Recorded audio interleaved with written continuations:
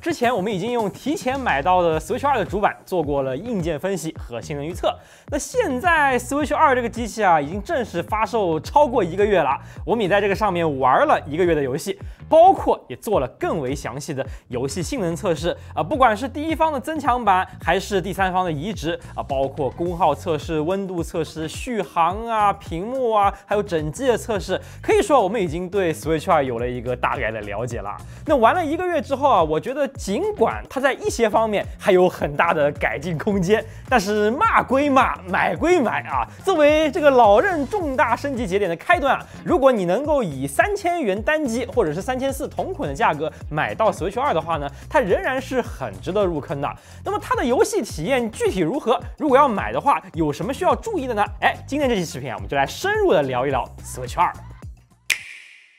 其实刚拿到手那会儿 ，Switch 2给我的第一印象还挺不错的，因为它的整体做工要比 Switch 初代好很多。尽管外壳主体仍然采用了塑料材质，但 Switch 2使用了一种新的亚光喷涂工艺，不仅看起来质感好很多，摸起来也要比初代和 OLED 版更细腻。得益于材料和制造工艺的进步，整个机身在 ID 设计上终于能够做到非常统一了。Switch 2处处都用着这种圆角的设计语言，不管是它的开孔也好机身弧度也好Joy-Con 的设计也好这个统一的设计语言能让一个产品看起来更赏心悦目。唯一比较大的接缝就是 Joy-Con 和机身的连接处，这个是老任故意留大了的，是为了避免形成杠杆的支点，导致磁吸的 Joy-Con 轻易的脱落没错相比 Switch 初代的导轨式 Joy-Con，Switch 2换用了磁吸手柄，一靠近就可以轻易的吸上。一直看我们视频的同学可能还记得，我们去年在这台自制的红魔600 Pro 上就做过这个磁吸手柄，所以我们很清楚这玩意儿有多难搞磁力稍微不对一点，就很容易机毁人亡。好在这个 Switch 2的磁吸手柄还是很牢固的，如果硬拔，你得花很大的力气才能把它拔下来。正常要取的话，就按下背面的这个键，会突出一个小圆柱，把 Joy-Con 顶起来，这样磁力小了就可以取下了。但因为采用了磁吸方案，就如果你像这样去掰这个手柄呢，就会感觉整个机身有点晃荡正常人要是不看它的原理呢，估计都会觉得这个做工不太行磁吸方案的易用性，我觉得是要比导轨好很多唯一的缺点就是用不了霍尔摇杆了。这次2代Joy-Con的摇杆依然沿用了初代的电位器结构，就是通过摩擦电阻片来判断摇杆的位置。这种方案原理上就比较容易让电阻片出现磨损，可能就会导致摇杆漂移，这也是困扰了 Switch 初代多年的问题了当然了 ，Xbox 手柄还有 PS5 以及老任自己的 Pro 手柄也都是电位器结构，它们时间长了也都可能漂移，但为什么只有 Joy-Con 最严重呢？这是因为 Joy-Con 的体积太小了，电刷和碳膜的接触面积比较有限，再加上用料也差点意思，就更容易接触不良了。2代 Joy-Con 虽然摇杆看起来是变大了，但是整个结构其实是缩小了的，希望这一次不会再变成消耗品了吧。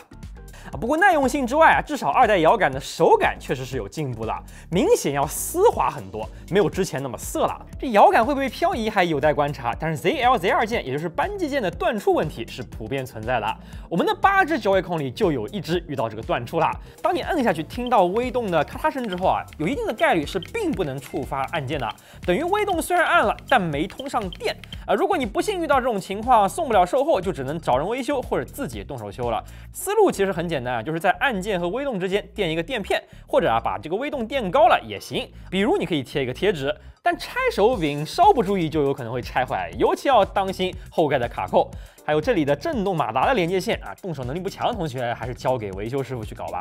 这代的 Joy-Con 还引入了鼠标模式，这里有一个光电传感器，你可以把它当成鼠标来用。像2077就已经支持这个鼠标模式了，尽管手感和真正的鼠标还没法比，但临时应付一些用手柄和陀螺仪比较难玩的 FPS 游戏还是挺不错的。老任第一方游戏应该会更善用这个新机制。那我能想到最有用的就是喷喷，对吧？喷喷3目前还不支持鼠标，但如果能够处理好平衡性的话呢，用鼠标玩喷喷，我觉得应该还是挺爽的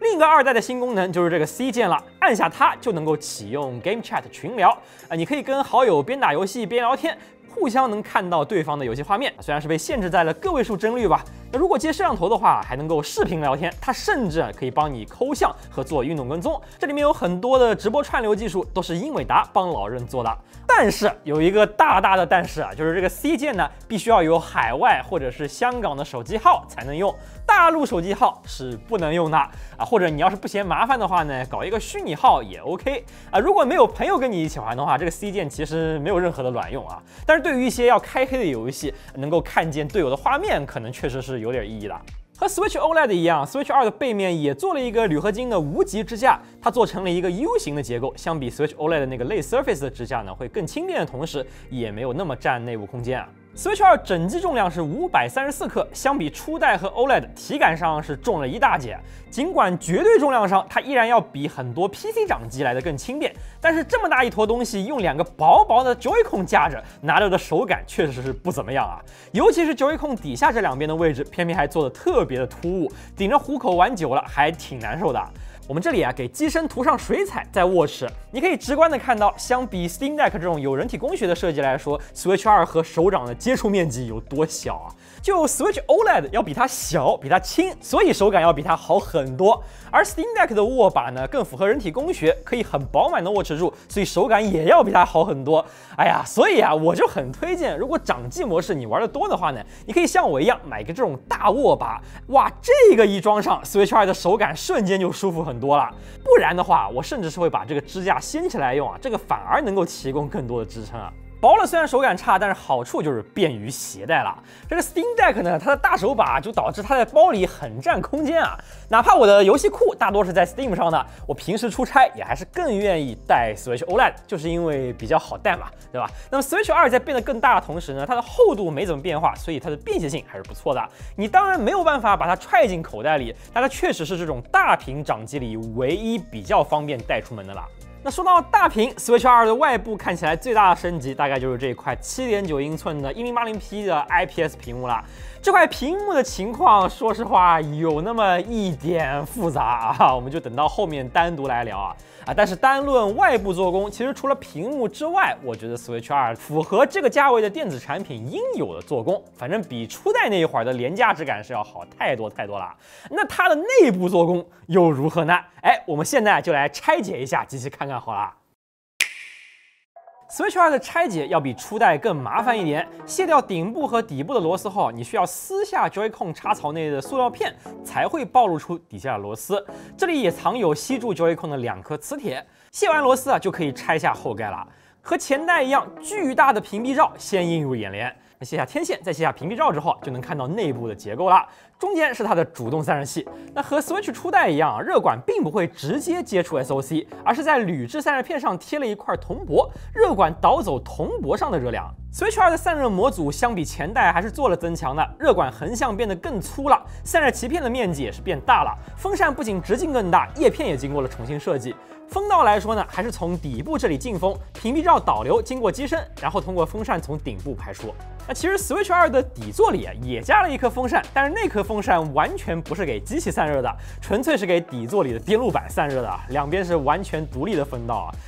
还是有点迷惑的，说实话啊。那当 Switch 2插上底座上时啊，机器是从底座底部的这个缝隙里进风的。这个缝隙其实没有留得很大，所以还是挺让人担心的。所以我们就决定实测一下散热看看啊。这一次我们拿出了热电偶，直接贴在 Switch 2最靠近核心的导热铜箔上，测量了满载的核心温度。当然，这个只是我们能测到的离热源最近的温度。与此同时啊，我们也测了出风口的温度以及壳温。在掌机模式下 ，Switch 2的散热确实没太大问题，满载核心温度啊也就只有49度，只比 Switch OLED 高一点。机身外壳更是感觉不到一点发热，比初代 Switch 的温度要好非常的多。我觉得这和 Switch 2更大的机身啊、更大的散热面积啊，其实都有关系。但是啊，在底座模式下，情况就反过来了。哪怕散热模组更豪华 ，Switch 2底座模式的核心温度仍然要比 Switch 初代更高，跑到了将近62度，出风口也明显更热。和芯片超级节能的 OLED 就更没法比了。一方面 ，Switch 2的极限功耗更高；另一方面呢，非常反直觉的啊，它在底座模式下的风扇策略反而是更保守的。当你把机器从底座上拔下来的瞬间，这个风扇才会开始呼呼大转啊。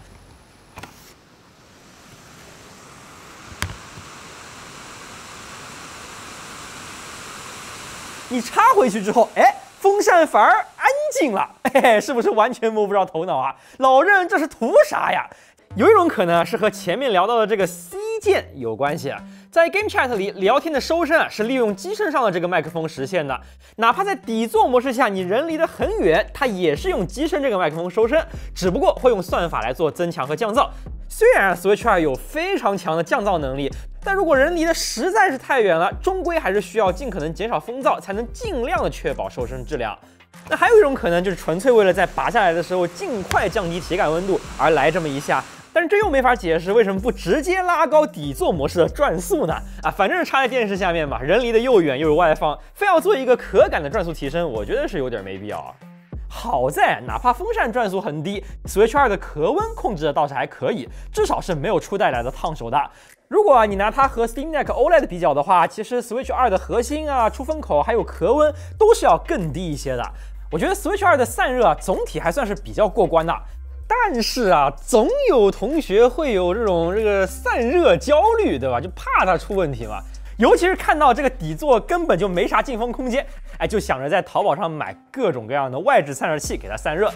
那我告诉你，完全没必要花这个冤枉钱。因为如果你实在担心散热的话呢，其实只要拿4个瓶盖把这个底座垫高，你的温度就能低非常多了。实测核心温度在垫高之后低了4度，出风口的温度低了5度之多。同时我也花了一笔冤枉钱，买了一个良值的散热底座，测了一下，有风扇吹的情况下，它的温度反而还不如垫高呢。所以这种散热底座真的是没有任何卵用千万别买啊！我知道的唯一有用的散热器是出风口的抽风式散热器。以前玩 Switch 超频的时候呢，那个确实能够起到一点作用，但是就现阶段的 Switch 2来说呢，完全没有增强散热的必要顶多就把这个底座稍微垫高一点，就已经很管用了。那回到拆解上，我们之前其实已经提前聊过 Switch 2的主板了，不论看多少次都不禁感叹这个主板的集成度真的是相当的感人啊。那集成度低就会导致一个问题，就是主板占据了太多的机内空间。Switch 2明明机身要比 Switch OLED 大了一整圈，理应能够塞下很大的电池，但它只给了不到20瓦时的电池，甚至没有现在很多手机的电池容量大。相比 Switch OLED 的16瓦时也没大多少。两台机器的内部你一对比就能感觉到这个 Switch 2的电池占比相当的小你就看这个电池仓，现在的电池正反两面都塞了厚厚的缓冲泡棉。就以 Switch 2的机身厚度，其实理论上甚至塞下厚1倍的电池都是没问题的。反正这个空间利用率还是比较低的。有一种说法是，国际上一些地方的法规对于运输超过20瓦时的电芯管控更加严格，那这个是挺合理的，但也不是没有招Steam Deck OLED 就用4颗电芯堆出了50瓦时，以 Switch 2的内部空间堆一个双电芯应该是问题不大的。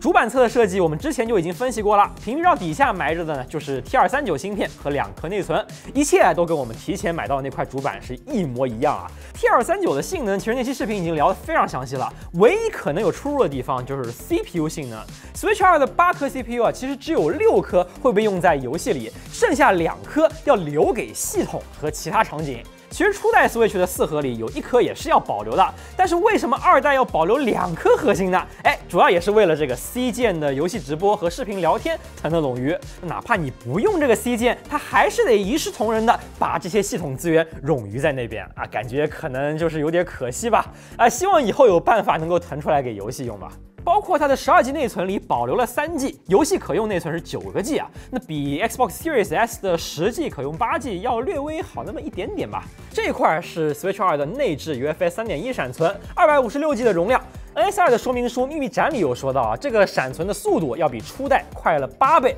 初代的 eMMC 大约是读160兆每秒，写80兆每秒的速度，那么2代大概就可以理解为一个超过1G 每秒读速的 SSD 吧。拆机的最后，我们看到这里底下的喇叭 box， 其实 Switch 2的喇叭本体和 Switch OLED 用的是相同的硬件，但 Switch 2的腔体经过了重新设计，我们可以来云试听一下看看。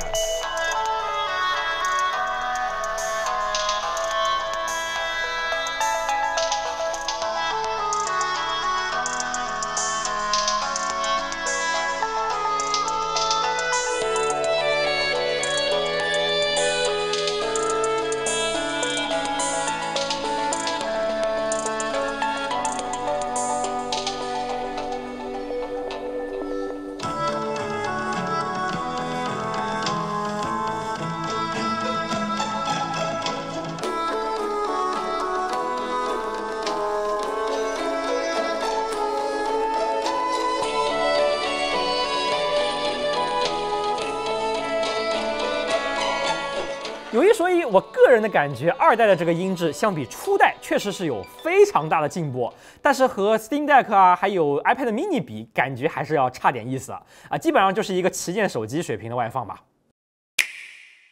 说了那么多，我们买游戏机嘛，最重要的当然还是拿来玩游戏了，对吧？这一次我们是测试了大量的游戏，涵盖了首发大作呀、各种第一方的增强版啊、没有增强的老游戏啊，以及第三方的各种移植作品，还是做回我们的老本行，来看一看游戏的画质啊、帧率啊、功耗啊都是什么样的表现。好了，那么问题来了，游戏机要怎么判断它的分辨率和帧数呢？毕竟也不像 PC 那样有测试工具能用，对吧？只能靠采集录像来逆向挖掘。如果要一帧帧的数毛确定分辨率，那对我们来说，可能视频做到明年都做不完。好在我们前一阵就看到外网上提供了一个思路，就是把游戏的画面通过离散域线变换转成一张 DCT map， 这样就可以量化一帧画面里的信息量，进而用算法推断出分辨率。GitHub 上是可以找到相关算法的，实现起来也并不难。我们就用这个算法搓了一个丁帧数毛器，用起来还真挺像那么一回事的啊！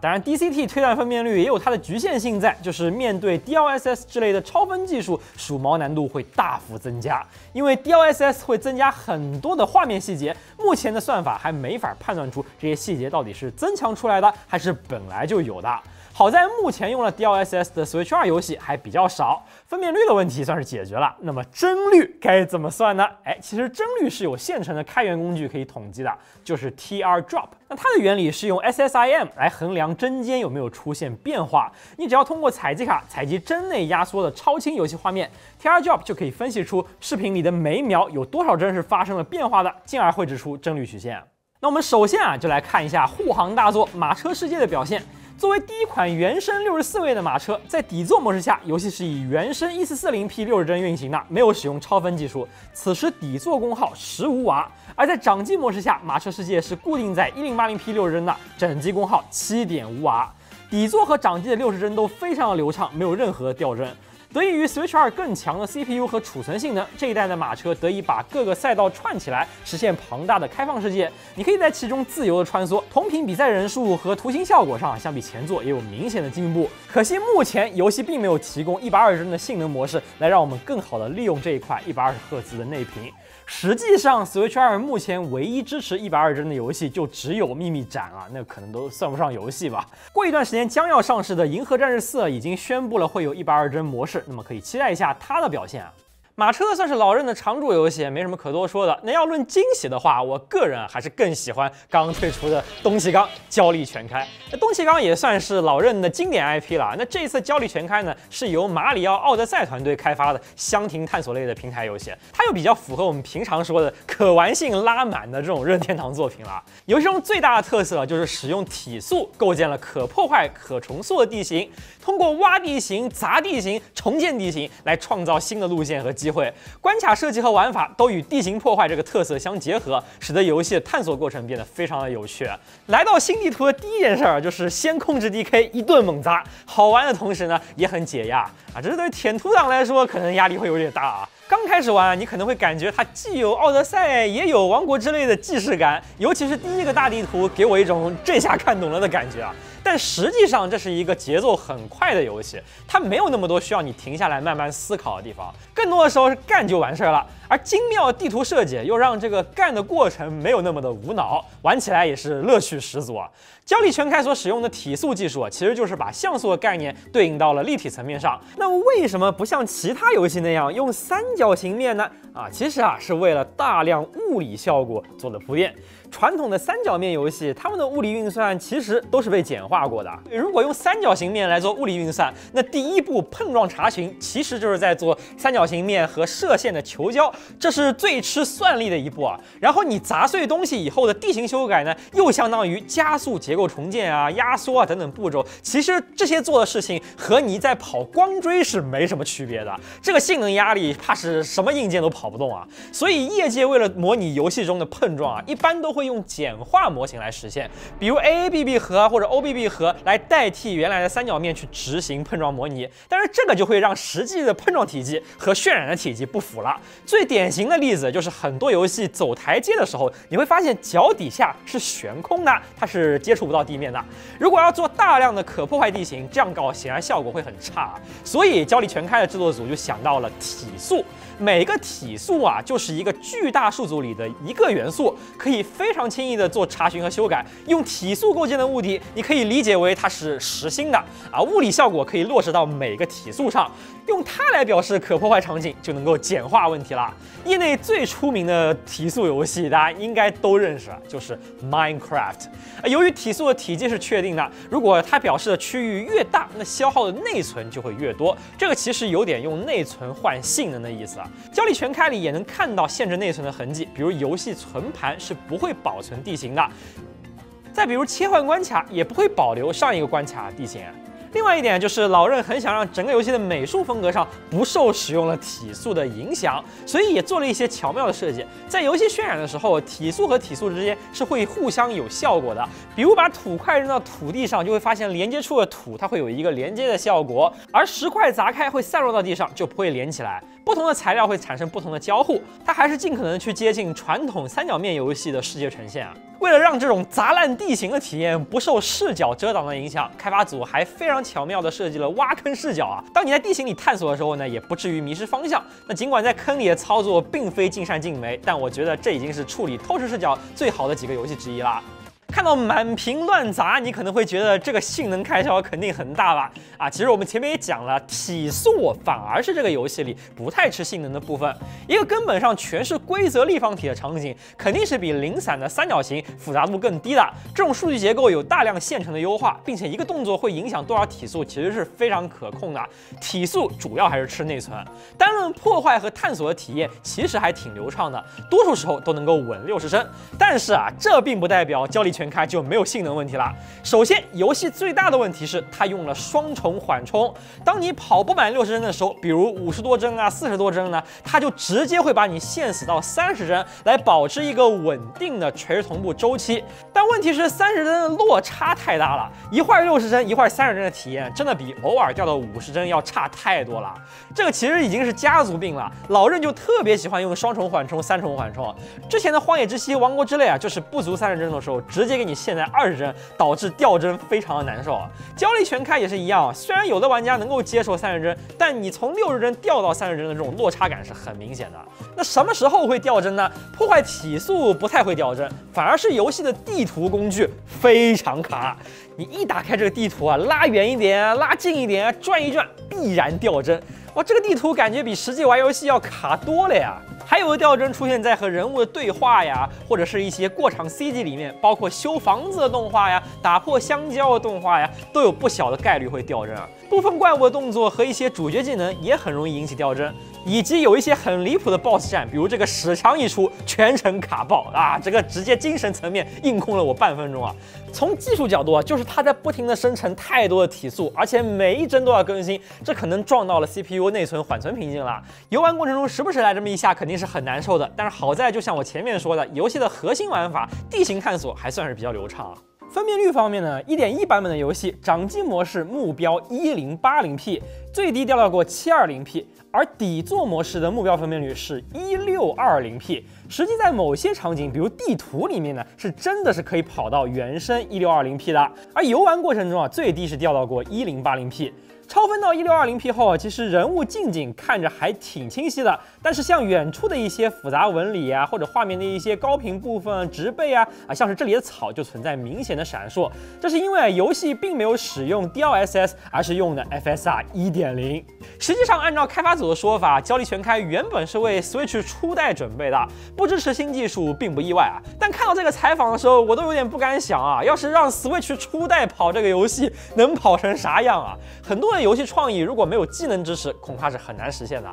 胶力全开也用出乎意料的方式支持了鼠标功能，你可以在双人游戏里用鼠标操纵队友保龄、复制材质和远程攻击。这个又是一种全新的体验。我甚至会为了这个而尝试一人同时控制俩手柄，这个玩起来也是挺有意思的。那目前真正的 Switch 2新作还没上几个，更多的时候大家玩的呢还是 Switch 初代的老游戏。那这一次 Switch 2很不错的一点就是通过虚拟化容器加转译的方式，实现了对 Switch 初代游戏的向下兼容。对于老任来说，这是相当先进的一次尝试啊！因为以往老任做向下兼容啊，都是新游戏机直接兼容老游戏机的硬件啊。像 Wii 和 GameCube 都用着相同架构的处理器，都源自 PowerPC G3 的 CPU， 都是 ATI 同款的 GPU。Wii 只是超了屏来提升性能，所以能够轻易的向下兼容 GameCube。而后来的 Wii U 更是将这一颗用了10年的老 CPU 复制3份，再超个屏，做了一个3核的上世纪处理器。它的 GPU 更是内部做了老 ATI GPU 的硬件，两者都可以限制到 Wii 的规格来向下兼容 Wii 的游戏。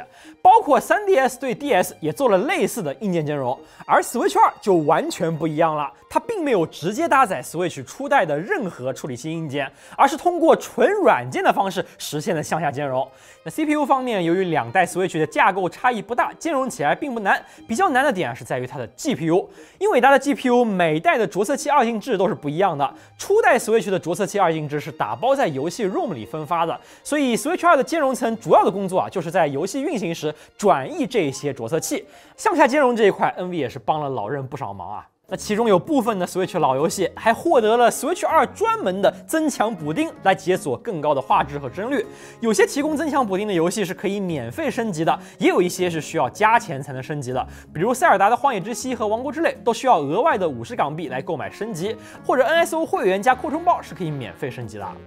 不过有一说一啊，塞尔达的这个升级绝对是重中之重，甚至我觉得可能是很多人买 Switch 2的一个理由啊。初代 Switch 上的《王国之泪》我们曾经就测过，底座模式下目标分辨率900P， 但实际上很容易掉到720P 的分辨率。目标帧率虽然是30帧，但图形负载一高，比如在复杂场景用一下究极手，就很容易掉到20帧，这个体验上还是比较难受的。相比之下 ，Switch 2的这个增强版底座模式最高目标分辨率是提升到了1440P， 帧率也提高到了60帧。实际玩的时候啊，分辨率基本上都能够保持在1080P 以上，大概是平均1200P 左右的水准。只有在最高压的场景，非常偶然的会掉到900P 以下。这里的分辨率都是原生分辨率，王类的增强版并没有使用 DLSS 技术，还是和原版一样用的是 FSR 1.0。除了分辨率以外 ，Switch 2版的王类还提供了比原版更高清的材质，贴图的清晰度也有了明显的改善。帧率方面是相当的稳定，我在玩的过程中几乎是全程60帧，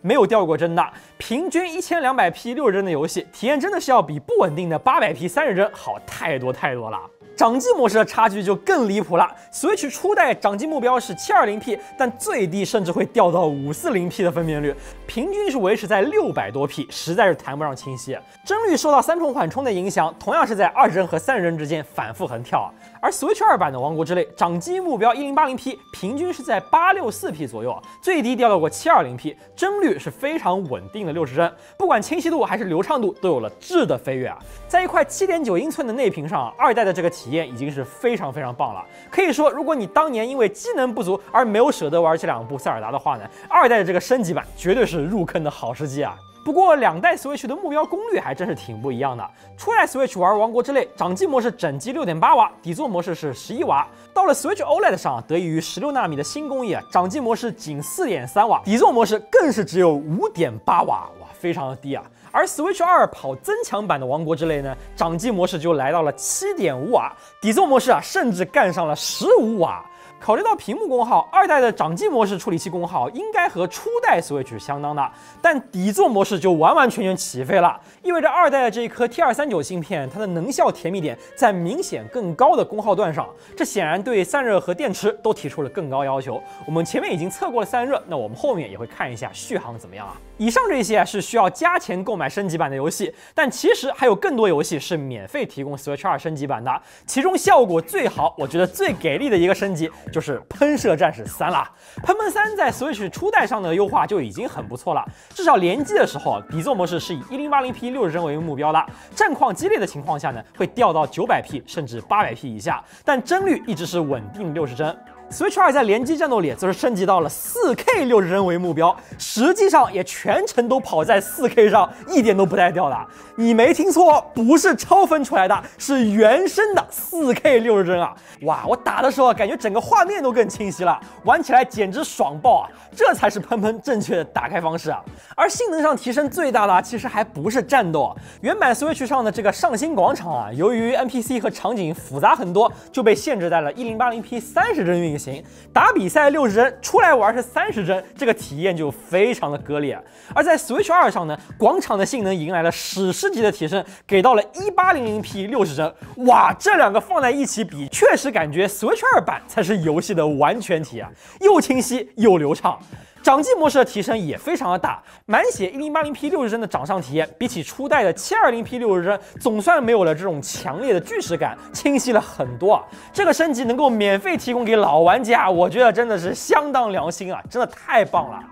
那另一个有巨大提升的免费升级来自宝可梦朱紫，但是朱紫的情况和优化良好的喷喷并不一样，这是一个本来优化非常烂，根本完不成的游戏。在初代 Switch 上满屏狗牙乱闪，底座模式很多时候甚至都只有不到 720p 30帧，甚至还稳不了30帧。掌机模式更是只有540p，配合糟糕的图形，你跟我说这是 3DS 跑的我都信啊！这游戏甚至烂到什么程度呢？比如说让这个风车，对吧？你看它根本就不是实时更新的。而 Switch 2这一次的免费升级，总算是把它变成了一个能玩的游戏了。尽管图形特性上还是非常的一言难尽，但至少分辨率和帧率都有了史诗级的提升。这个确实看起来完全不像一个游戏了吧？在掌机模式下，也终于摆脱了全屏狂闪的这种观感啊，玩起来真的是舒服太多了。包括之前非常抽象的这个大风车的动画，现在也终于实时更新了。只有偶尔的一些场景，比如遭遇半透明效果的时候，可能会掉下60帧。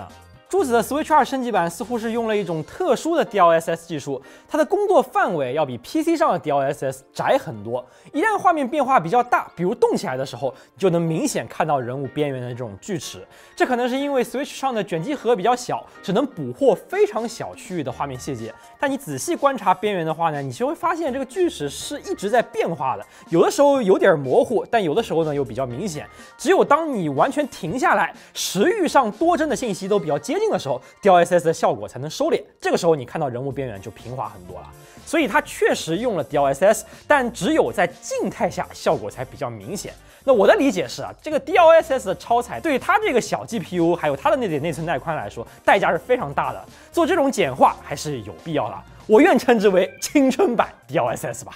还有很多 Switch 游戏都得到了2代的免费升级，像非常经典的马里奥奥德赛啊、马里奥3D 世界和库巴之怒、塞尔达之梦岛和智慧的再现，这些优秀的第一方作品啊，都得到了或分辨率或帧率的大幅增强，表现都非常的不错。为了适应 Switch 初代的机能啊，当年这些游戏本就拼了命的优化过，而现在有了大幅提升的内存带宽和超7倍的 GPU 性能，这些佳作终于可以在 Switch 2上展现完全体了。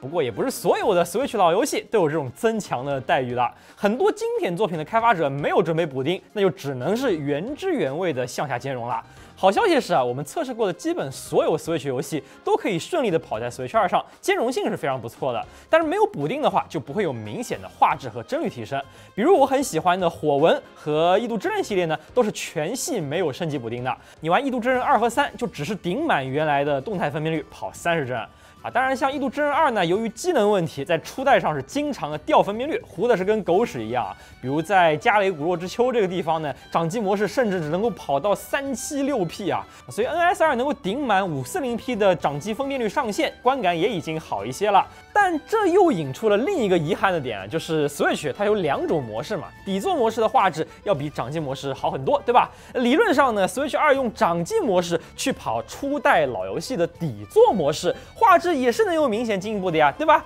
但为了最好的兼容性，老任并没有允许这么干，所以你在 NS2 上掌机模式还是只能跑原来的掌机模式啊。这个分辨率低是一方面啊，很多在初代上针对 720p 内屏适配的游戏，在2代的 1080p 的屏幕上是没法点对点显示的。比如你可以看这里的13机兵防御圈，你在2代的内屏上玩，你就能感觉到这个 UI 文字也好啊，人物的边缘也好，都没有初代看起来那么清楚。楚。火纹风花雪月里会更明显啊，这个2代的字儿在内屏里看起来是非常肉的。因为1080不是720的倍数，经过缩放显示出来是会更加模糊的，这玩起来就有点难受了。那有的同学就会问了，这向下兼容拉个分辨率，解锁个60帧，有这么难做吗？哎，是不是技术不行啊？那我得给老任说一句公道话，就是其实隔壁索尼 PS5 的向下兼容做的也和 Switch 2差不多，也是需要游戏厂商主动适配的。良心一点的游戏，比如战神4、巫师3啊，给你出个补丁拉一拉分辨率或者帧率，对吧？但是很多时候厂商不适配，那就只能原汁原味的跑在 PS4 设定上啊，比如《血源诅咒》和《教团1886》，你拿 PS5 去玩，也还是1080p 30帧。这一块做的最好的呢，还得是微软。微软做了 FPS Boost， 那原理上讲，哪怕游戏厂商不管，游戏机也是能够自己把30帧的游戏解到60帧跑的。听起来喜大普奔，对吧？但其实这个功能在业界是受到了很多阻力的。有的游戏引擎帧率和动作绑定是一方面，而另一方面，毕竟也会影响到游戏厂商再出一份重制版嘛。哎呀，很多时候这个 FPS Boost 的功能呢，都是灰掉不让用的啊。所以在我看来 ，Switch 2的向下兼容其实已经尽力了。现在呢，就看开发者愿不愿意做补丁去适配它了。前面看下来，这第一方游戏大多跑的还是很顺的。那相比之下，第三方大作的性能又如何呢？哎，说实话，挺参差不齐的。有些第三方作品就移植的还不错，比如《赛博朋克2077》。作为 NS2 首发的第三方排面之作 ，CDPR 这一次是可谓给足了面子啊！不仅针对 Switch 2的各种特性，比如鼠标模式做了专门适配，性能上更是深度优化。NS2 版本的2077是基于本世代主机上的新版做的移植，不管是各种资产啊，还是地图细节啊，全部都和你在 PS5 和 Xbox Series 主机上的最新版保持一致的。包括它也支持《王日之影》的 DLC， 这也是 PS4 版没能得到的。不过 NS2 版的人群数量和车辆密度相比 Xbox Series S 有明显的缩水，这个就是受限于 CPU 而做出的妥协了。得益于 DLSS 技术的加持 ，NS2 版的画面表现是相当不错啊。我们对比底座质量模式的情况下，都锁30帧 ，NS2 跑在动态 1080p 的分辨率，比如开车这一帧啊 ，Xbox Series S 渲染是 1080p，FSR 超分至1440p，NS2 渲染864p，再用 DLSS 超分至1080p，那么原始分辨率更低啊，确实会导致你看细节的时候 ，NS2 感觉要更肉一点。但在 DLSS 的帮助下 ，NS2 版本在有些方面反而要比 Xbox Series S 处理得更好，比如反射的噪点，这里啊，这个 DLSS 改善就特别的明显。还有植被边缘的闪烁呀，包括这种铁栅栏的闪烁啊，这些高频细节呢 ，DLSS 都要做的比 FSR 干净很多，和完全没有超分的上一代主机比就更显优势了。NS2 的真实渲染分辨率其实没有比 PS4 高多少，但经过 DLSS 处理后啊，至少它的清晰度确实是明显比 PS4 要好了。在高速移动等场景的拖影啊，还有高频细节的处理上 ，DLSS 更是全面优于糊成一团的 TAA。性能方面，质量模式下 ，NS2 在本片的大多数场景都可以保持住30帧，开车或战斗的时候呢，偶尔会掉下来，这比频繁掉帧的 PS4 还是强不少的。并且得益于硬盘和 CPU 速度的提升 ，NS2 版也不会有上世代机械硬盘导致的那种纹理串流的延迟，至少体验和上世代比是明显更好的。考虑到 NS2 的功耗预算远远低于正常主机，底座模式整机我们测下来只有18瓦，这个能效还是挺让人印象深刻的。我们之前预计过 T239 的 GPU 理论性能和1050 钛显卡接近，但它毕竟有 DLSS 这个大杀器，有没有可能借助 DLSS 去越级干1060呢？哎，我们也是做了一下对比啊。那不得不说，1060确实很强啊，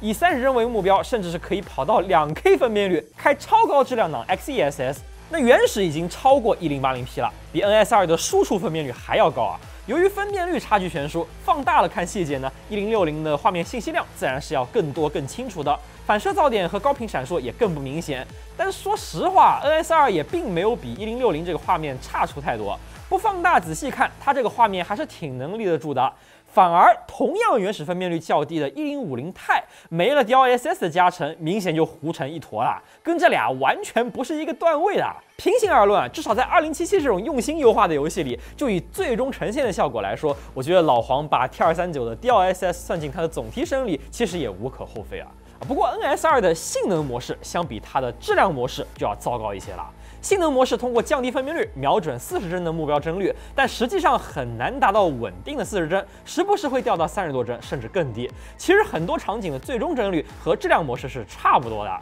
再加上不支持 VRR 可变刷新，你确实会感觉到比较多的卡顿啊。这是因为 NS2 的 CPU 性能受限，而降低分辨率并不能够直接降低 CPU 压力。这一点在 DLC 的狗镇尤为明显。开车穿越狗镇的时候 ，Xbox Series S 凭借强大的高频8核 CPU， 在性能模式下可以很接近60帧运行，至少没有掉下过50帧。而 Switch 2此时就只有不到30帧，甚至20多帧了。最离谱的时候啊，还掉下了20帧。这1 G 赫兹的破 CPU 啊，真的是要被榨干了。不过有一说一，如果你拿一台 PC 掌机来测试的话，你会发现像狗镇开车这种场景 ，Steam Deck 的 CPU 一样会掉到20多帧。哪怕强如英特尔的 Luna Lake 把 CPU 限在15瓦跑狗镇呢，同样是勉强跑30帧。应该说啊，狗镇这个场景对于任何功耗受限的移动 CPU 来说都是很超纲的，更不用说 CPU 性能只有 Steam Deck 1半多的 T239了。它居然能够接近 Steam Deck 的帧率，我都已经觉得这个优化做得相当不容易了。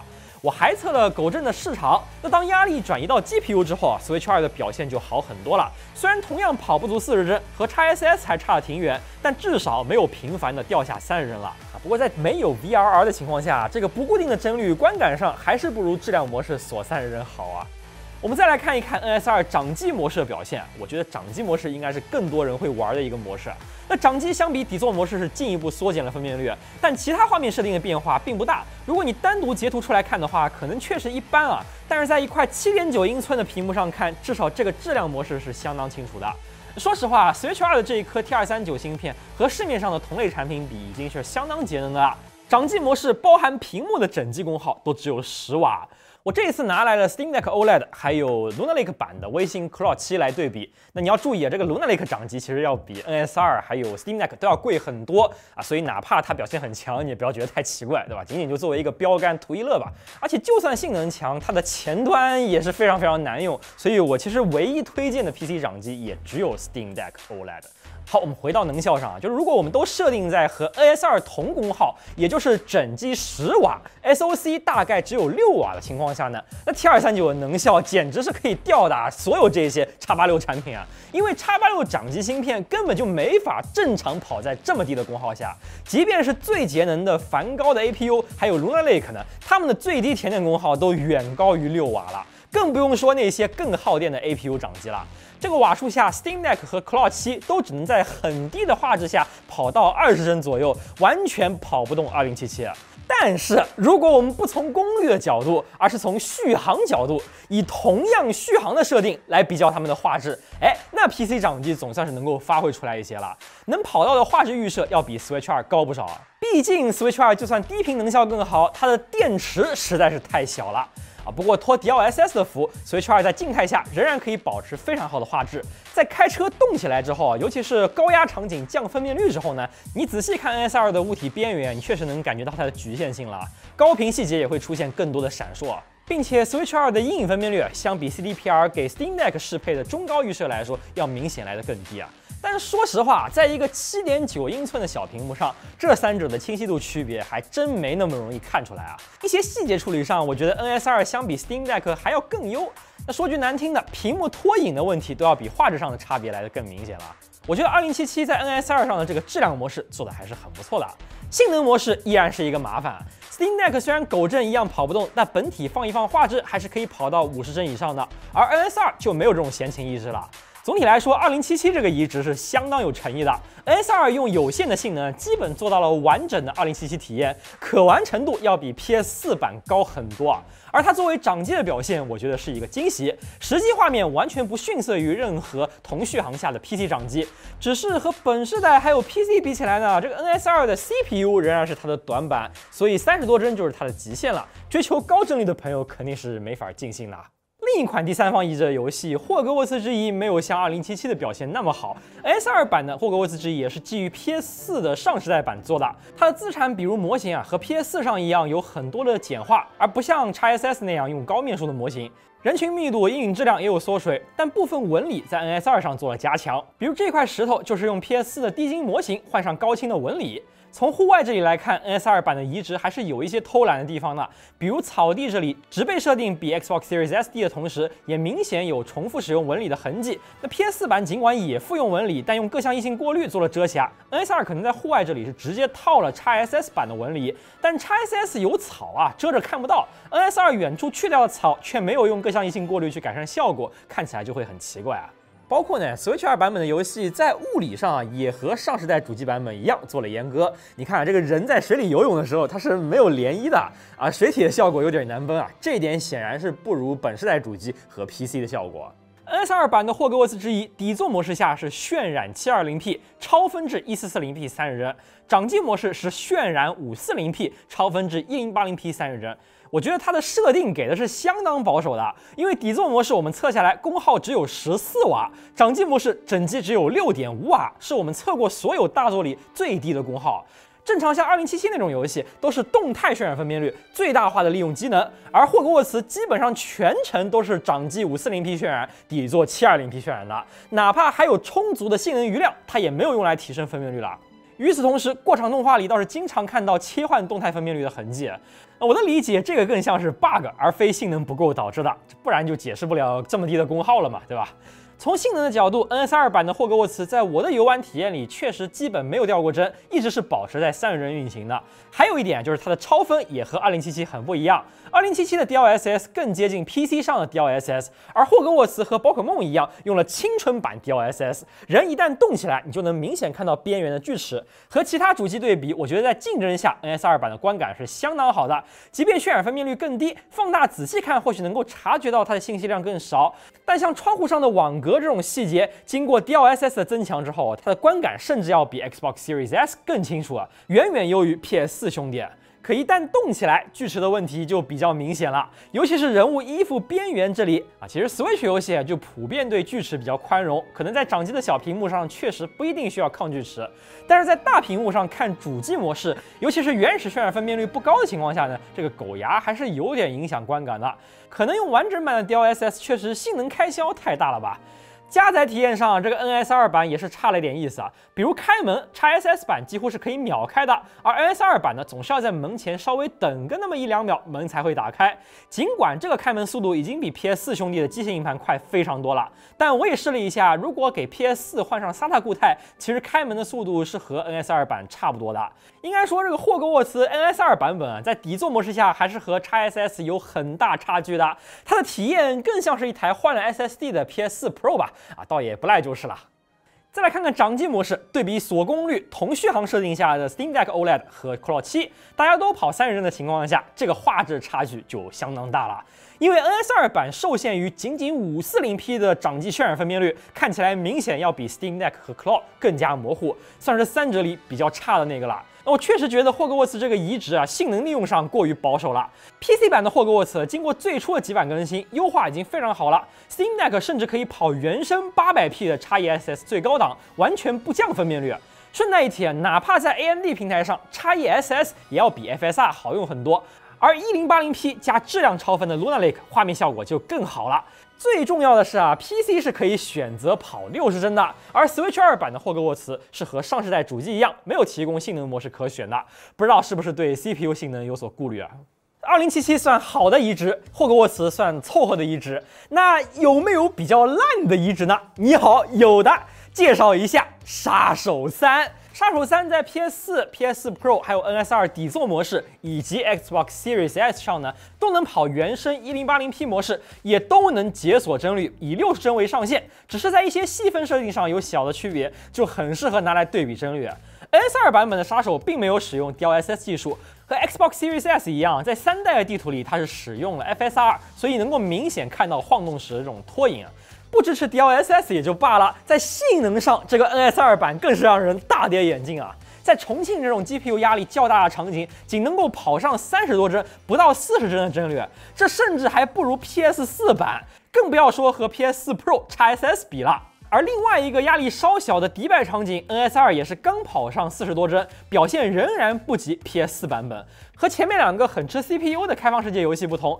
杀手3的关卡没有那么大，上世代的 CPU 性能甚至都不是很影响游戏体验，所以 NS2 唯一有优势的地方就只有载盘时间了。没了 DLSS 的加持，再加上开发者懒得做优化 ，T239这颗 GPU 就暴露出它的劣势来了。但打不过理论性能远远更差的 PS4，我是真的完全没想到啊！底座模式都这样了，那掌机模式呢？这个分辨率啊是进一步缩减到了 720P， 而帧率仍然和底座模式一样，跑在30-40帧。相比之下，不管是 Steam Deck 还是 Claw， 都可以在更高的画质设定下跑到流畅的60帧。我得说，杀手3的这个 Switch 2的优化真的是相当狗屎了。性能问题还不是全部，游戏在内屏上玩起来会感觉时卡时不卡，这个切换特别的明显。那根据 Digital Foundry 的猜测，可能是没有 LFC 低帧补偿。我们前面也讲到了 ，Switch 2的内屏是支持 VRR 的，屏幕刷新率可以与帧率保持同步，这样帧时间会更稳定，哪怕掉下60帧，感觉也不会那么卡。但是这块屏的 VRR 是以40赫兹到120赫兹为范围的，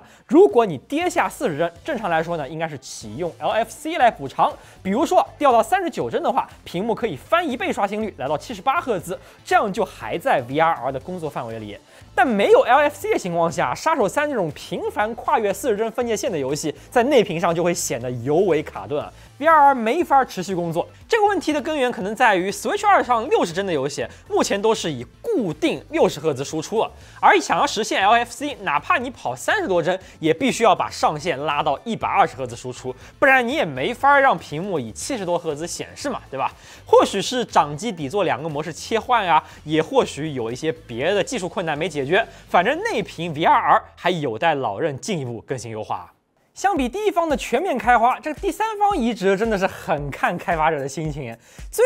好的时候，借助 DLSS 的帮助 ，NS2 的底座模式甚至可以媲美 Xbox Series S， 掌机模式的体验也比 PS4 更好。但差的时候呢，它的底座的图形表现都未必赶得上 PS4啊。好在游戏体验的一些关键部分，比如加载啊、开放世界的帧率稳定性上，由于 NS2 有更强的 CPU 和储存，比起 PS4 时代玩起来肯定是要更舒服一点的。那单说第三方啊，其实能有一台长上 PS4，也算是了却了之前 PS Portal 的遗憾吧，我觉得也挺好的啊。当然有的同学可能会说，现在这个 Xbox Series S 已经是白菜价了，然后 PS5 呢也要比 Switch 2要来的便宜，对吧？想玩游戏的话，买这些它不香吗？那我得再次强调，就是这个游戏机的价值主要还是在游戏上，一个平台上有没有你想玩的游戏，那这个才是决定性因素。我们拿各种机器跟它比较性能，只是为了告诉你 Switch 2的画质和流畅度是啥样的。毕竟 Switch 2最大的升级就是性能，那你肯定不能不看性能，对吧？但是 Switch 2和其他这些性能更强的主机其实并不存在任何的竞争关系。而如果你观察玩家客群啊，买 Switch 的人里面既有全平台制霸的核心玩家啊，也有像是 Switch 加 PC 啊，或者是 Switch 加 PS5 的这种啥都能玩党。当然也有只玩 Switch 的人，但他可能根本就不会去考虑别的平台了，对吧？那老任优秀的独占作品是一方面， Switch 这种主机掌机混合体的形态啊，我觉得也是很多人入坑它的一个理由啊。它作为掌机随带随玩的价值是难以估量的。而且硬要说的话，作为掌机的 Switch 2，它的性价比还是要比绝大多数的 PC 掌机来的高的嘛。毕竟它这个价位，你也只能买到 LCD 版的 Steam Deck。其实我觉得 Switch 2的性能对于一个掌机来说已经很不错了。那么它的续航表现怎么样呢？我们前面的测试里大家也看到了，对应体样的游戏里面呢 ，Switch 2的功耗相比 Switch OLED 是高了一大截啊。但是它的电池只大了一点点，那续航自然就很让人担忧了。这一次啊，我们实测了《魔法使之夜》、《泉水原戴夫》、《王国之泪》还有2077的续航，对应2D 小游戏、3D 小游戏、第一方大作和第三方大作。那像《魔夜》这种2D 视觉小说啊，这个 Switch OLED 它甚至是可以坚持长达9个小时的逆天续航的。而 Switch 2果然是远远比不上 Switch OLED， 基本上就只能玩不到6个小时。当然，这个小游戏的续航呢，仍然要比 Switch 初代略好一些，但好不出太多，也不及 Steam Deck OLED 等电池更大的 PC 掌机。如果是玩《潜水员戴夫》这样的3D 游戏 ，T239可以跑在更接近甜点的区间，总算是能发挥出来一点能效。和老 Switch 拉开了很大差距，但也就坚持了不到5个小时，仍然跑不过 Switch OLED， 也没有跑过2个 PC 掌机。要知道这里大家跑的都是没有增强过的 720p 30帧的潜水云大夫啊。那如果是跑增强过的游戏呢，比如塞尔达王国之类，那 Switch 2不出意外的就跑不了太久了。2小时52分，也就比初代 Switch 稍微多玩一会儿吧，和 OLED 肯定是比不了的。那最后我们也试了赛博朋克2077，这个果然是把 Switch 2炸得一干二净啊，只坚持了2个半小时啊。不过2077对 PC 的压力只会更大。Steam Deck OLED 的续航还要来得更短，相比之下 ，NS2 凭借更好的 GPU 能效、DLSS 和专门的优化，其实跑2个半小时也算是正常水平了。那为什么 Switch 2跑中低载的游戏续航差了 Switch OLED 这么多呢？我们决定做一下功耗拆解。在桌面空载状态下，我们单独计算了主板空载功耗和屏幕功耗。你会发现 Switch 2的这块大 LCD 屏真的是相当的耗电啊，200尼特下的屏耗都有1.6瓦了。相比初代 Switch 和尺寸一样的 Steam Deck OLED 已经是几乎翻倍了。这块屏幕，如果你在户外开到300尼特以上，它的这个屏幕功耗恐怕是会大幅影响续航的。与此同时，主板的静态功耗也比前代高了很多。Switch OLED 的飞行模式什么都不干，主板才消耗1.3瓦的电 ，Switch 2要耗掉2.7瓦。虽然作为经典系统专门优化的游戏主机，2.7瓦还是要比所有的 PC 掌机来的低的。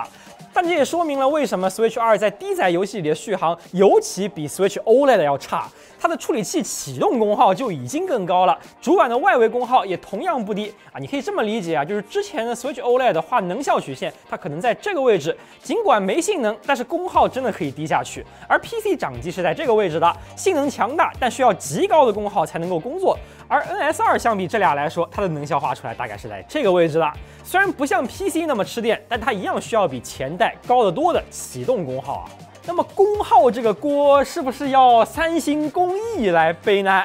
我觉得不完全是啊。这个低载下呢，像屏幕功耗啊，还有它的主板外围功耗、内存功耗，以及 T239的 CPU、GPU 规模大了这么多所带来的更高的启动功耗，其实都会很影响小游戏的续航。而对于高载来说，像这个 T239本身的能效，我们前面也测了，其实还是相当不错的。对比各种 PC 掌机芯片，能效上都要来得更优。但如果换台积电工艺，能不能改善它的续航呢？肯定也是能的。我这里也拿笔记本的3050 Ti 和4050做了一个测试啊，这2张显卡的CUDA数量差不多，2代架构同频性能也差不太多，最大的区别就是三星8N 和台积电4N 2种工艺。那如果我们都限制在1300多兆的频率下，保持显存带宽相同，那么4050是可以用几乎砍半的功耗实现比3050 Ti 更高的性能啊！这2代工艺的差距就是这么大。所以，如果 Switch 2也出一个 OLED 的续航版，换上台积电4N 工艺的 T239，最好再加大一点电池，那这个续航肯定会很漂亮啊！除了续航外，充电速度也是 Switch 2比较大的一个痛点。尽管老任像模像样的配了一个60瓦充电头，但 Switch 2实际息屏充电功率只有14瓦左右啊！掌机底座都是这个速度，充一会儿还会掉到12瓦以下，非常非常慢。而当你在底座上边充边玩的时候啊，它会把充电功率限制得更低，很多时候甚至都不到5瓦，很难充得进去啊。其实这个底座本身就有 IC 限制，不会供超过25瓦的电，所以哪怕未来 Switch 2能超频了，也可能会被底座的供电限制住啊。把充电功率控制得如此保守的原因啊，秘密展里也讲了，就是怕快充伤电池。啊，真的啊，当时看到这条明文写出来，实在是没绷住啊。咱就不说60瓦了，你像 iPhone 一样给个30瓦，总不至于上电池吧？14瓦充电，每次都得充半个世纪了。不过也不全都是吐槽，有一个我很喜欢的呢，就是老任这一次送的这个数据线，软软的，非常的好收纳，又是类肤材质。我现在出差都带这个线给手机充电，我觉得比我买的各种编织线都要好用啊。另外一个大家很关心的就是它的屏幕啦。屏幕放到后面讲，就是因为这次屏幕非常的一言难尽啊。如果你是从 OLED 换到 Switch 2，那这个屏幕可能很难称得上是升级。首先色域上，初代 Switch 以 sRGB 为目标，而 Switch 2和 OLED 一样，都是以 DCI-P3 为目标的。尽管色准表现还不错，但和 OLED 不同 ，NS2 并不能覆盖其100%的 P3。那对比度这一些就更不用说了，和 OLED 肯定是没法比的。两者实际的游戏观感是这个样子的。另外 ，NSE 的游戏制作标准是 sRGB， 而在 P3的机器上呢，老任是直接把 sRGB 的内容投到了 P3色域上显示的，并没有进行严格的色域映射，所以你玩 NSE 的老游戏啊，就会感觉这个颜色啊、饱和度啊都更高了。其实从色彩管理上，这是不准确的做法，但对于大多数游戏玩家来说，可能鲜艳一点还更讨喜吧。亮度方面，这块内屏最高亮度是416尼特 ，HDR 下测出最高484尼特，和自家的 Switch OLED 比都差点意思，就更不用说亮度超群的 Steam Deck OLED 了。Switch 2这么点亮度，显然 HDR 的效果就好不到哪儿去了。实际上，它的 HDR 做的是相当的草台班子了。内屏亮度问题姑且不说，在底座模式下的 HDR 设置引导也是做的非常的稀烂。这一点，海外的 HDTV Test 频道就已经做了很详细的测试。简单来说，老任的 HDR 亮度设置只考虑了支持 HGIG 的电视，如果不支持 HGIG， 你需要往上拉爆了才能让右边的太阳看不见，而这个时候左边的太阳也已经快看不见了，实际游戏亮度已经远远过爆了。那第2页的这个设置还要更坑爹，这里提示你要按 Y 调整亮度。首先，这个亮度和第一个并不一样，这个调的是纸白，没说清楚啊。其次，如果你这里没搞明白，直接点了 OK 的话，那么恭喜你，你就用上了老任默认给你的远高于行业标准的纸白亮度，结果就是这种泛白发挥的画面。而就算你点进去调了，你在第一个设置里调过的最高亮度，还会影响到你后面调纸白每一格的步幅。要知道，在没有专业仪器辅助的情况下，普通用户想要调到正确的参考纸白，就是要靠数从最低开始要调多少格。那你们可以看一下 HDTV Test 总结的这个第1步最高亮度和第2步纸白格数之间的对应表啊，这个调个 HDR 还要查表，这个也是有点抽象了啊。相比之下，索尼和微软的 HDR 设置就要人性化、合理很多啊。那包括任天堂的第一方游戏，其实也没有给 HDR 做好准备，像马车世界也好啊，还有塞尔达升级版的 HDR， 它们全部都是 HLG 标准的，说白了就是从 SDR 转出来的 HDR。那游戏开发的时候就没有考虑过 HDR 这个需求，反而第三方的2077是为数不多按照 PQ 标准做的真 HDR。那我觉得老任尝试先进技术肯定是值得鼓励的，但确实技术力这一块还是得和索尼、微软多学习学习啊这一块。NS2 这块屏幕的另一个问题是拖影。我们找隔壁比吧的朋友测了一下几个主流设备的屏幕灰阶响应时间 ，OLED 屏的响应时间肯定是最好的，不到1毫秒，完全不会有拖影。普通 LCD 屏大约在6毫秒左右，微星的掌机用了一块定制屏，基本上也是这个响应时间。而 MacBook Air 这种 LCD 的笔记本呢，大约是10毫秒出头。那像 Steam Deck 啊，还有像 Switch 出版的 LCD 屏，算是比较烂的了。那 Switch 2这一块 LCD 屏响应时间怎么样呢？上升16.8毫秒，下降19.6毫秒，比 Switch 初代还要再差一些。最大的问题在于，这已经超过了60帧游戏1帧的渲染时间16.67毫秒了，相当于同一个游戏在 Switch 2上会比 Switch OLED 多拖1帧才能够清晰的显示出来。其实硬要说的话，在笔记本里还是可以找到一些响应时间连 Switch 2都不如的屏的，但对于一台游戏设备来说，它这个水平确实已经算是比较差的了。那如果你对拖影比较的敏感，又想要打一些快节奏的游戏，那从 Switch OLED 换过来，你可能确实能感觉到它的这个拖影的存在啊。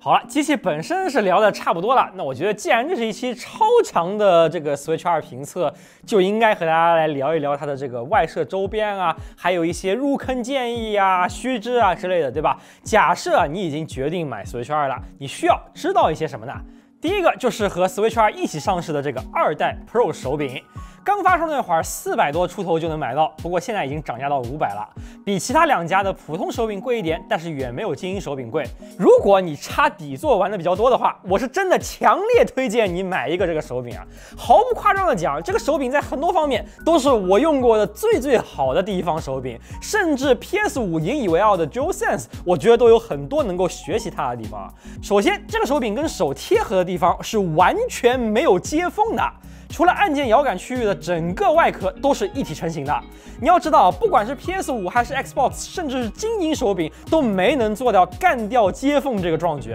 配合这一次新的类肤涂层带来的结果就是几乎无感的握持体验，真的很舒服啊。那作为一个手小的人，我也很喜欢它的这个握把大小，做的要比上一代更纤细了，对我来说是非常贴合。但是我也问了大手的朋友啊，他们普遍都更喜欢这个 PS5还有 Xbox 手柄的握把。很多人是觉得老任的这个腿啊做的太细了，没法提供足够的支撑。甚至我有一个朋友在握持的时候啊，小拇指会超过握把的长度啊，发力的时候呢就会直接戳到手掌里。从这个细节你其实能看出来，就同样是日企，索尼做的产品那叫一个欧美优先，而老任这是妥妥的本土优先啊。那新手柄还有一个我很喜欢的点是这个被老任称为优扶摇杆的设计，它的摇杆帽是浮在中间的，你把摇杆推到边上啊，是完全不会摩擦到外壳的，所以手感就特别的丝滑，比 Xbox 和 PS5 手柄都要润很多啊。那通过拆解我们能看到，老任在摇杆帽下面是放了一圈的橡胶垫片，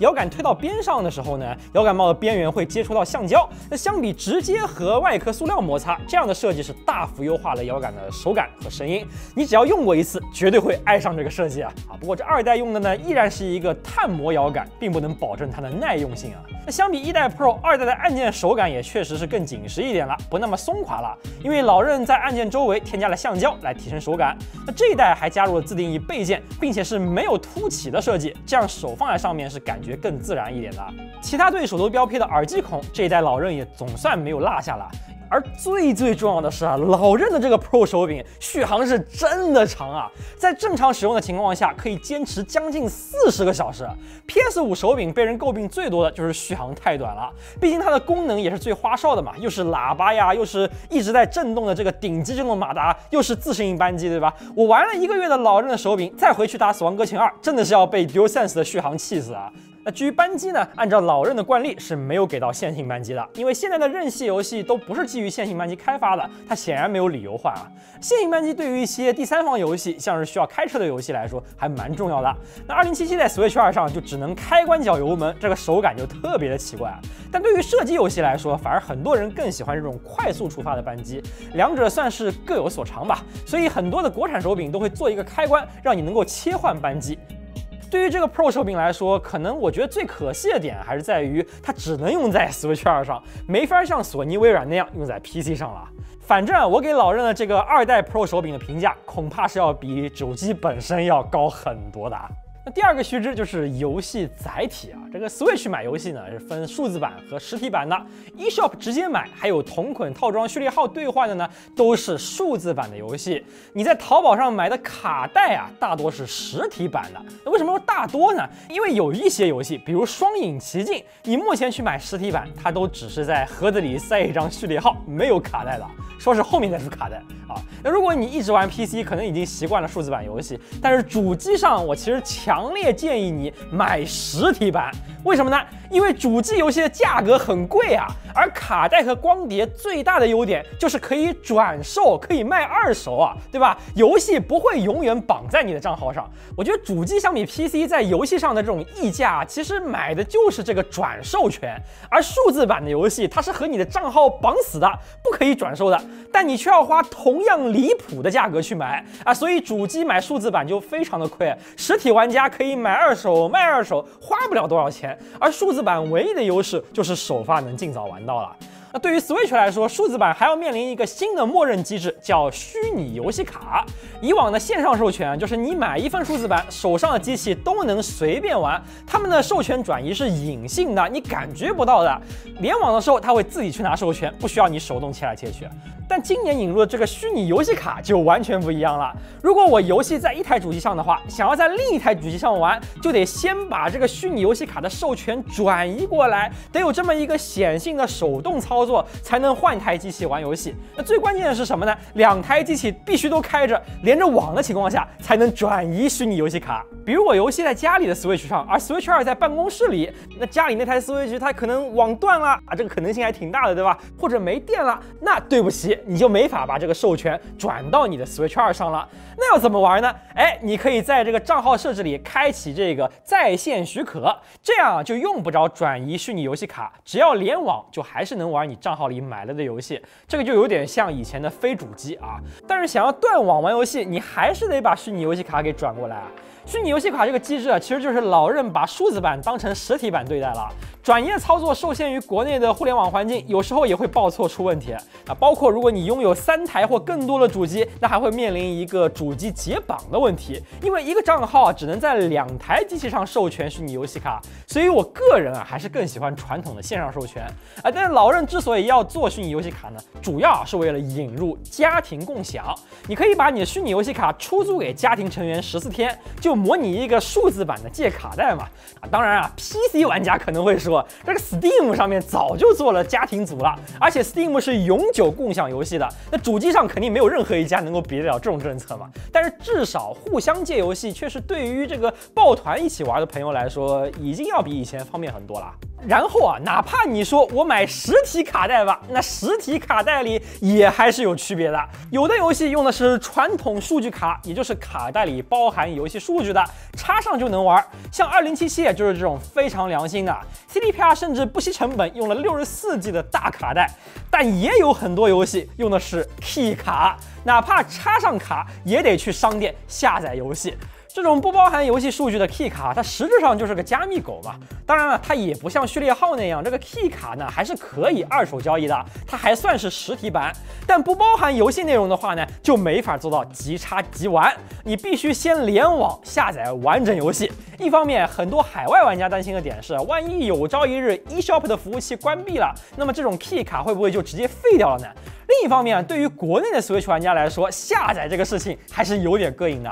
隔壁索尼、微软和 Steam 在国内都是有 CDN 的，你用不着开啥加速，这个裸联都已经可以很快的下载了。但老任是没有国内 CDN 的，我们实际测试裸联下载一个数字版的游戏，查对面的 IP， 第一次下它连到的是德国的服务器，第2次下它连了美国的服务器。后面又试了几次，全部都是连到美国的服务器，然后我又换手机热点去下载，它除了美国、德国之外呢，偶尔也会连到日本的服务器上，但反正我从来没看到它连过国内的服务器。那因为 Switch 从全球各地下载，它甚至都不会挑一个离你近的服务器，所以裸联非常的不稳定，快的时候有10几大 B 每秒，慢的时候甚至会掉到只有几百 K 每秒，比 PS 和 Xbox 还有 Steam 在国内下载速度是差太远了。想要正常下载，你就不得不开加速器了。开了加速器，我们可以在1000兆的宽带下跑到50多兆大 B 每秒的速度，不会再莫名其妙掉到几百 K 每秒了。但是对于那些没买加速器却买了 Key 卡的玩家来说，我是非常能够理解这种卡带到了手还得等大半天才能够玩的痛苦啊。Key 卡这个事情其实玩家没得选，但这个趋势是真的不太好。它唯一的用处就是给游戏厂商降本增效。那我是希望老任能够做一些差异化呀，比如说要求 Key 卡游戏卖得更便宜啊，或者用一些别的手段来鼓励大家用数据卡，对吧？要不然就只能寄希望于 CDPR 这样的良心厂商能多一点了。再者就是任天堂的会员 NSO 要不要买了？NSO 比另外2家的会员便宜很多，但它差了一个非常重要的东西，就是永久会免游戏。隔壁的 PS Plus 还有 XGP， 即便我说实话，这个会免游戏是越来越拉垮了，但是这仍然是他们一直以来的一个大卖点。而老任这边的会免就只包含经典的老主机游戏，新游戏的会免也就是试玩同乐会，顾名思义，它就是个试玩，它是限时的，并不能像索尼、微软那样永久入库。那说到底，买 NSO 主要还是为了打多人联机游戏，像是喷喷啊，或者是马车世界，对吧？主机与3家的多人联机服务都是要订阅会员的，这个才是会员最根本的用处。送游戏什么的，那都是后话，后面才是卷起来的啦。以及像索尼和老任，只有会员才支持云存档，非会员的话，存档都是需要手动转移的，就看你有没有这个需要，然后玩不玩多人吧。那最后啊，我们还要来聊一聊 Switch 2的新款储存卡。Switch 2如果你插普通的 TF 卡呢，也能插进去，但是只能用来截图和录像，并不能用来装游戏。只有这种超高速 TF 卡，也就是 microSD Express 才能够支持游戏啊。这是一种走 PCIe 3.0 乘1协议的新卡，你可以理解为把 SSD 塞进了这样一张小巧的 TF 卡里。它最大的问题是贵，256G 的闪迪京东自营一张要卖660啊。闲鱼上面买日本代购的话要便宜一点，一张只要330。那要不是因为贵啊，单说这个卡本身能把 SSD 塞进这么薄的一张 TF 卡里，还是挺有意思的。它看起来和一般的 TF 卡差不多，就是多一排触点，可以向下兼容。你插在旧读卡器上也能慢速的用。这次我们也是委托2位老朋友拆了一张 microSD Express， 这个就是卡里的东西了。麻雀虽小，五脏俱全啊。第一层是主控，那由于主控比下面的颗粒要窄很多，所以两边需要填充空硅片来平衡应力。而下面的4层啊，全部都是它的闪存颗粒。它在结构上，包括主控和闪存的大小呢，其实都有点像 UFS， 只是它还要再薄很多。由于主控这一层只有 0.03毫米厚，我们的老师傅也没能伺候住，给它干裂了。但大致还是可以看一下这里面，这个似乎是一颗西数的12纳米主控，里面占最多的就是它的缓存，剩下呢还有一个小处理器，连接闪存的界面以及连接 UHS 和 PCIe 的界面。与此同时，我们也买回来了市面上的各种 microSD Express 卡，来给大家评测看一看啊。由于这个卡实在太贵了，我觉得没有理由去买大容量的，所以这一次测的全部都是256G 的。然后闪迪在国内和海外卖的卡还长得不太一样，国外的这个是 Switch 2认证的卡，但我们看了一下，跟国内卖的其实本质上是同一个东西。正常来说 ，microSD Express 的速度应该是有顺序读800多兆，顺序写600多兆每秒。闪迪和雷克萨速度都 OK， 但是三星是明显偏慢的。4K 随机速度上，大家都比较接近同容量的 PCIe 3.0 TLC 固态的水平啊，虽然很慢，但是表现还算是正常的。写速会慢比较多，但反正写入也不太影响游戏载盘，主要影响的是从机内转移游戏到 TF 卡上。那我实测转移2077大概就只有30兆每秒的速度，可能还不一定有网速快啊。不过这些 TF 卡相比传统的固态硬盘，最让人担心的地方还是它们的持续性能，毕竟体积这么小一点，对吧？散热要怎么做呢？其实很多的 microSD Express 卡的外壳材料比起普通 TF 卡都做过增强，用导热比较好的材质，尽可能借助金属卡槽来散热，但和大 SSD 确实是没法比了。我们测下来，这些卡很快都会跑到80度的门线，然后就会触发过热保护而掉速。闪迪和三星的掉速并不算太严重，尤其是闪迪在无辅助散热的情况下，还是可以维持在不错速度的。